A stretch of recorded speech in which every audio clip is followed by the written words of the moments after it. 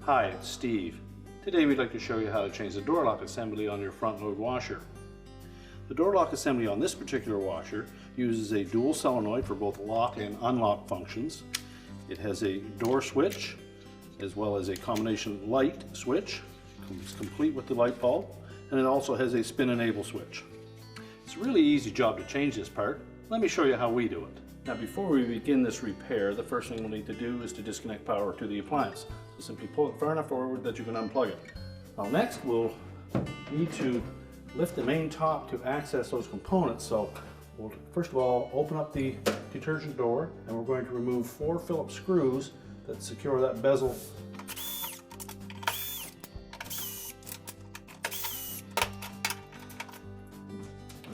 Once we remove those screws, we'll set that aside. Now next we'll need to remove the door. There's a single screw through the middle of both hinges, so we're just going to remove that first.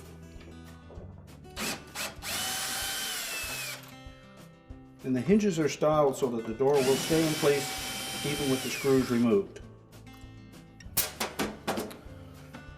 We'll then lift up on that door, and that will release the arrowhead fasteners on the end of that hinge.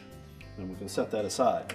Now opposite the hinge side there will be 2 plastic spacers, and we'll need to remove the 2 screws through the center of those.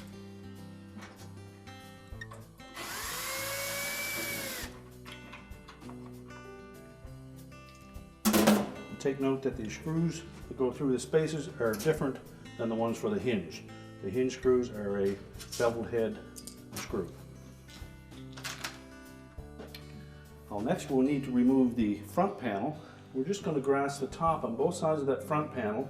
We'll pull the inside portion of that forward, twisting motion, and that will release it from a little spring clip. We just tilt it forward, then lift it off the 2 tabs attached to the base. We can now set the front panel aside.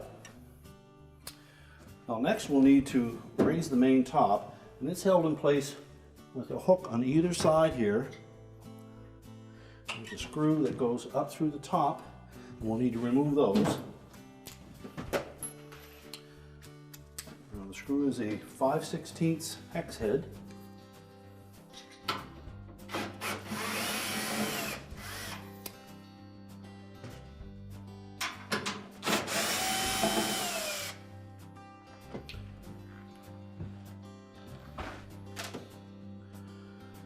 Now once we've removed the screw, we can then lift the main top into a vertical position, and we suggest that you have something to support that, either lean it up against a wall, or if you have a short cord or a wire that you can attach from the frame at the front to one of the holes in the main top, and that'll keep it from putting too much pressure on the hinges. Now with the top up, we now have access to that door lock assembly. So our next step will be to disconnect the wire harness connectors, one for the light bulb, one for the door switch, light switch. And just press on those tabs to release that locking tab.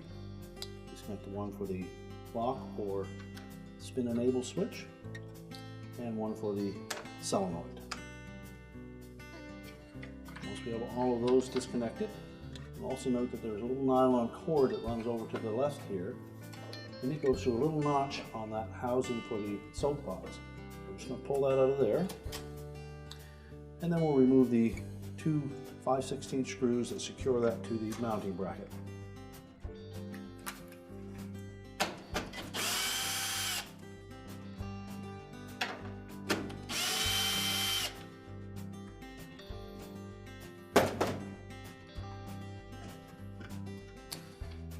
We should be able to tilt that forward and just roll it up out of that opening.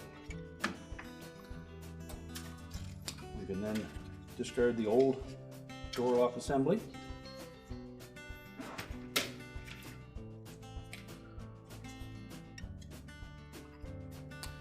We'll simply set the new one down into place. sure that we tuck the harness in behind those tabs across the top. And then make sure that it lays flat against that mounting bracket without pinching the wire harness.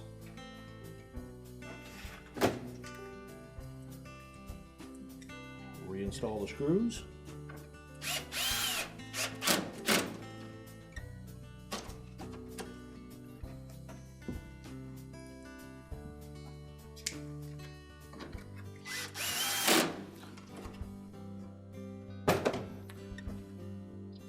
Reconnect all of the harnesses, making sure that the locking tabs engage.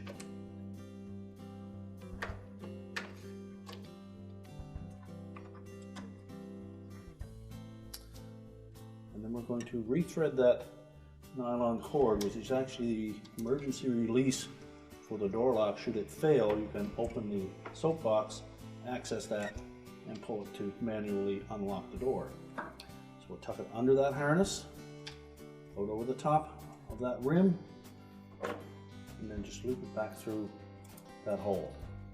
And we'll recheck that when we go to put the cover on the soap box to make sure that it's still in place.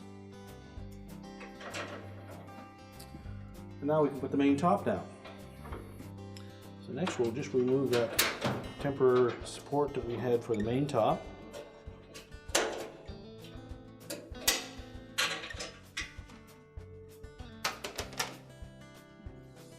And as we lower that main top down, we want to first of all make sure that we didn't dislodge this little nylon cord that goes through the loop on the top of that soap box. And we'll also keep that harness pulled tight against it as we lower the top.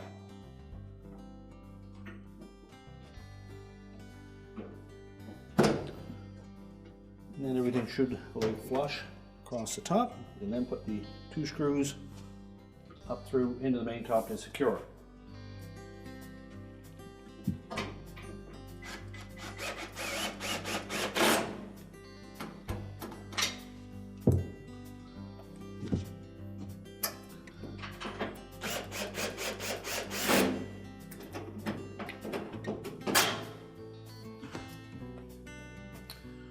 Next we'll put the front panel on, and when lining up that front panel we want to make sure that those 2 hooks on the bottom fit into the corresponding slots on the bottom of the front panel.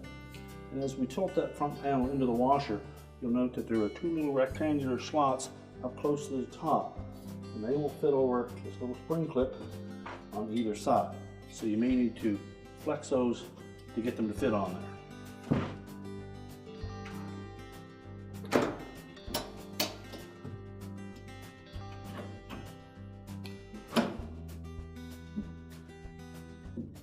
Properly installed, you should see an equal space on both sides where the hinge would fit. And once we have that in place, we can go ahead and put the 2 plastic spacers in with the corresponding screws.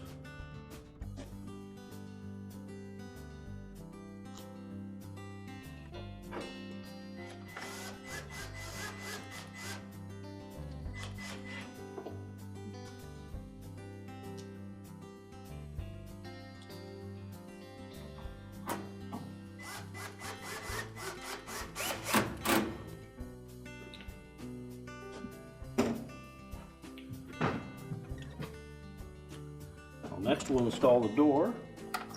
Again, we'll just tilt those hinges out, and we're going to line up those little arrowhead fasteners into the corresponding slots.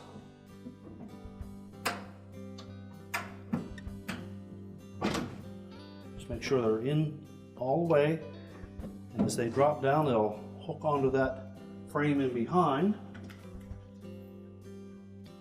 and then all we have to do is secure it with the screws.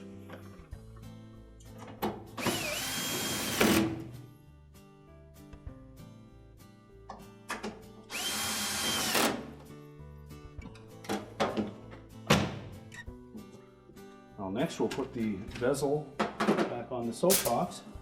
We'll also want to just look inside and make sure that that little nylon cord is still in position.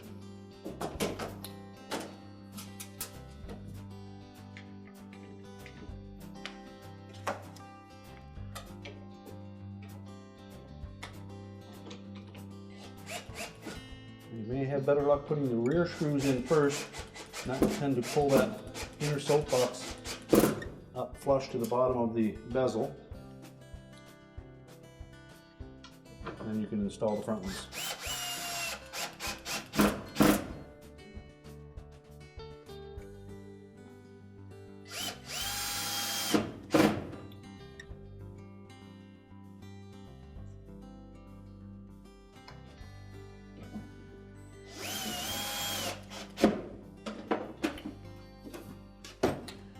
We're now ready to reconnect the power, and our repair is complete.